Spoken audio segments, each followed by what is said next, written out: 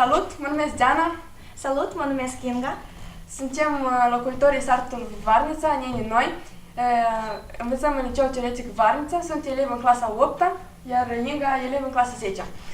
Am fost alese ca participante la programul FETE, deși ne sucotim foarte norocoase și suntem bucuroase că am făcut cunoștințe cu niște fete extraordinare. Deja suntem prieteni buni și cred că vom rămâne. Am acumulat multe cunoștințe utile pentru noi, la crearea viitorului nostru și chiar a vieții personale și am petrecut niște clipe minunate alături de persoane dragi.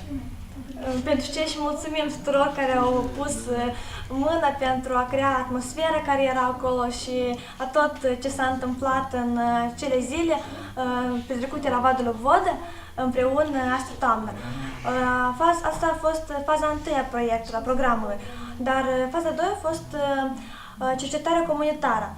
Noi, la fel ca și celelalte fete, am realizat mai multe interviuri, chestionare și am fost foarte bucuroase când am văzut că locuitorii satului nostru și persoanele care am avut de discutat erau foarte deschise și foarte bucuroase că veneam la ei, că veneam și întrebam, ne interesam, adică că nu ne este indiferent într-o oarecare măsură. Și le-am povestit despre program. S-au bucurat de prezența un astfel de program, că noi am zis că este unicul în așa fel în Moldova și este primul și au zis că super, minunat, veniți și spuneți-ne rezultatele apoi, vrem să vă vedem din nou, adică și foarte mult ne-a bucurat această căldură care a eliminat fiecare persoană care discutam. Deși noi ne gândeam că vor fi persoane care mai retrase și se vor uita la noi straniu cine sunt acestea și ce doresc ele de la noi.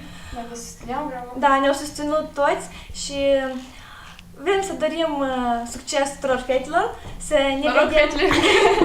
ne vedem din nou în martie cu noi puteri și să le mulțumim tuturor pentru tot ceea ce fac ei, pentru că într-adevăr este ceva foarte important pentru fiecare dintre noi, cele care am participat la acest program.